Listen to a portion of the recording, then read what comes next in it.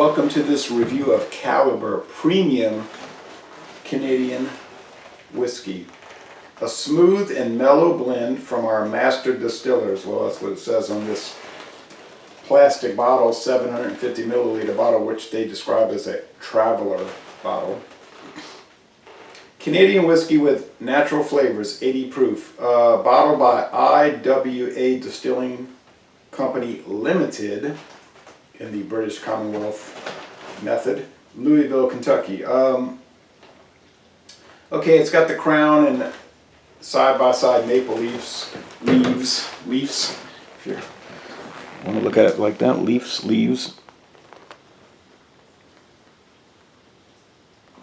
Now, initially, I thought this was a Walmart-only private label brand, but research has indicated otherwise. I see that it's available in two other liquor stores throughout the state of Iowa, at the Iowa Liquor Control Board outlets, and someplace in Minnesota. So, no, it's not a Walmart-only brand, although it is sold at Walmart here. This bottle, 750 milliliters, the Traveler, was $5.96 plus tax. True story, $5.96. The price is held firm. 3 or 4 years later, same price. Now, whether it's any good, I don't know about that. But and you can forget trying to look up website information.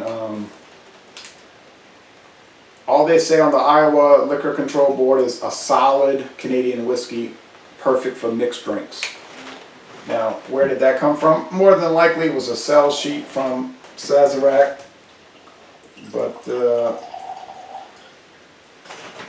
one thing I like about it, it's got this plastic pourer contraption, which makes it much less likely that it will spill, although I did pour it and it spilled because I was so aggressive. Very rainy now. Outside, you might hear the rain. That won't be hard to clean up. Alright, so one of the least expensive Canadian whiskeys I've ever seen, and it is the cheapest I've ever seen. Okay, the appearance is standard amber. Okay, no age statement. How old is it? Probably 3 years, no longer than 3 years. 131st day of 2017, I do believe. G, I don't know what G is. Probably the distillery code, but Sazerac doesn't release the distillery code information. But apparently Sazerac has a number of distilleries in Canada and Scotland and even Asia, apparently, but they don't talk about it.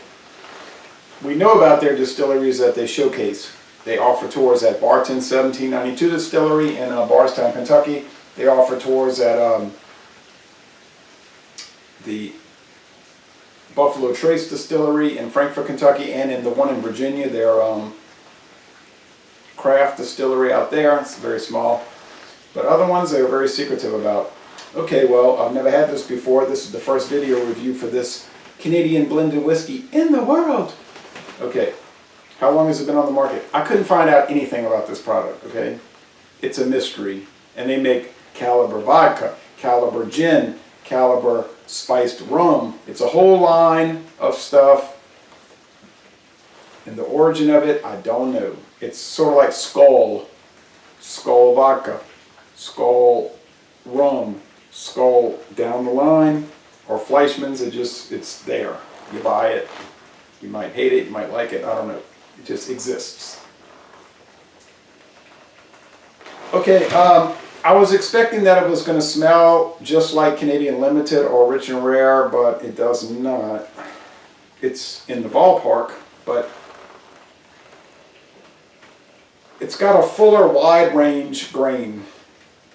Like the Canadian Limited and the Rich and Rare is like this. It's coming at you like this. This one's coming at you like that. Now, it's hard to express that in words, but that's the feeling you get.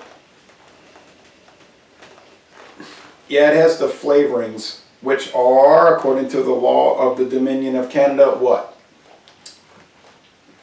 A Canadian blended whiskey can be flavored with distilled spirits, rum, brandy, American bourbon, and oak-aged wines of a certain percentage. It talks about it on the Government of Canada website.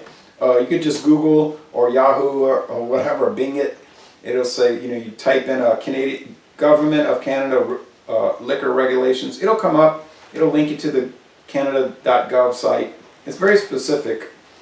But even those specifics give a pretty wide latitude of what you can do with it. Same with American bourbon and American blended whiskey. What type of wine? They don't say. If it's barrel aged, if it's at a certain alcohol level, it could be sherry, Madeira, Marsala, white wine, red wine, a blend. There's no. It just doesn't give any specifics on that. What kind of American bourbon? Doesn't say. Doesn't matter. Apparently. All right, on with this. Yeah, there's definitely a nutty aspect, and John Anili has complained about that. He said it tasted and smelled like almond extract, like McCormick's almond extract, and he didn't like it. I can see where that would offend some people. This one is not overwrought with that. Yeah, it's there. It's sort of counterbalanced by the grain whiskey. I mean, come on, $5.96 a bottle. Do they make glass bottles? I have not seen those. They make this size, whoops, and the big handle, 1.75 liter bottles. They could be glass. I don't want to say no because then you find out later you're wrong. It's counterbalanced by the grain whiskeys, and like I was saying, it's probably 80%. And Constellation Brands sort of let the cat out the bag. Grain neutral spirits, grain whiskey, grain alcohol, column stilled, unaged, bulk filler. But it's not harsh or make you jump back, anything like that. It's just mild and pleasant. Yeah, of course, along the lines of Canadian Limited, Rich and Rare has probably made it the same facility. The recipe is, I would think, almost identical, but maybe there's like little fine, minimal alterations. That's all I can think, but I've not tasted it yet.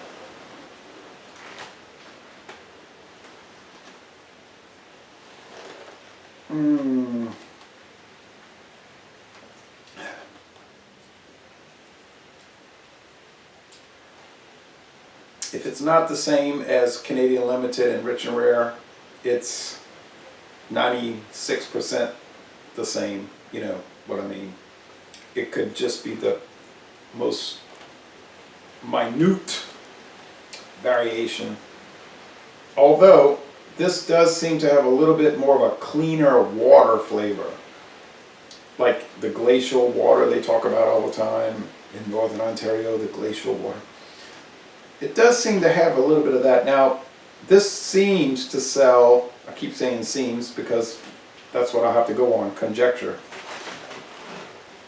From what I can tell at Walmart, it's selling like crazy. The gin, the rum, Canadian whiskey, the spice, spice rum, the vodka, and down the line, they make a number of liqueurs. And they're just always in stock, and they're always obviously rotating. They're just moving. Because they're good. Well, it might be because they're $5.96, $7.50. You see.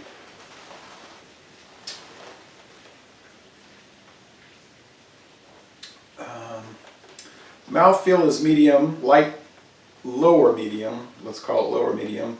It finishes on the faster side. It lingers a bit, but it's like drops kind of fast. A lot of grain, which you would assume is corn whiskey. Some rye for sure. There's a rye spice that you can't deny. There is, better say possibly, I was going to say probably, possibly a wheat whiskey to smooth it out. I think a company of this size can afford to just mass produce a thing like this to the hilt and maintain a quality level that's acceptable, and even at that production level and quality level sell it retail, not wholesale, but retail, $5.96 a bottle. It seems like it can't be possible in 2019 that this could exist and not make a person gag when they sip it, but it is not coming across unpleasant.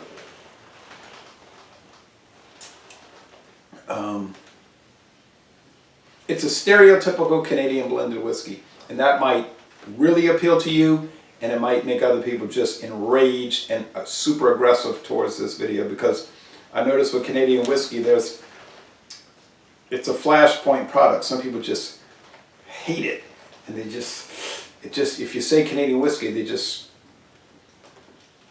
flip out. And other people say, oh yeah, I like it. You know, and some people like my friend Dave, not David, but Dave, just adore it. So, hey, well, from what I've been reading, Canadian whiskey is making a little bit of a comeback. It died out.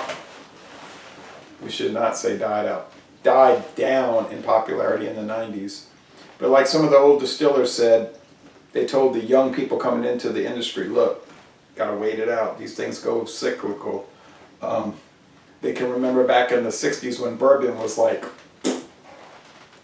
literally, bourbon was looked down as like, why are you drinking bourbon?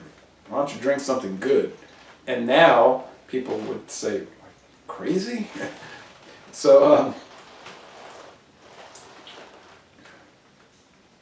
yeah, it's favorable.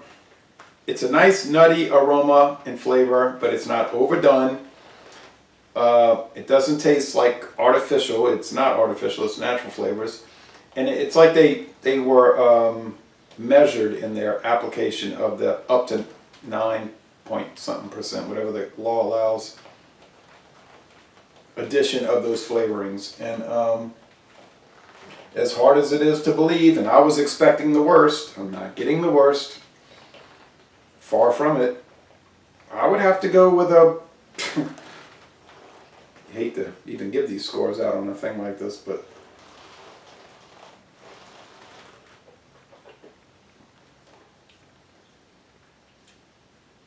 no, honestly, I have to say a B+. It is a very good product, and I feel funny saying that because just everything about it, you would think it should be getting a D, but no. Sazerac is a very interesting company, and they've got it dialed in on the budget brands, and the super expensive, because, you know, they own Pappy Van Winkle. But anyway, so if you live in many states, like I do, that allow Walmart to sell liquor, or if you live in Iowa or Minnesota, you can get it. Check it out, buy it, try it, tell me what you think about it. I'll be curious to find out. So it's going to be a great series of taste challenges, the caliber against all the rest. Can't wait.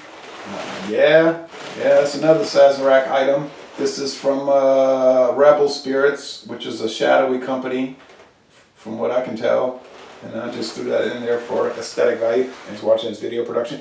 And I'm gonna end this review by saying, y'all come on down to southeastern Louisiana. Remember, B+. Can't believe it, but it is what it is.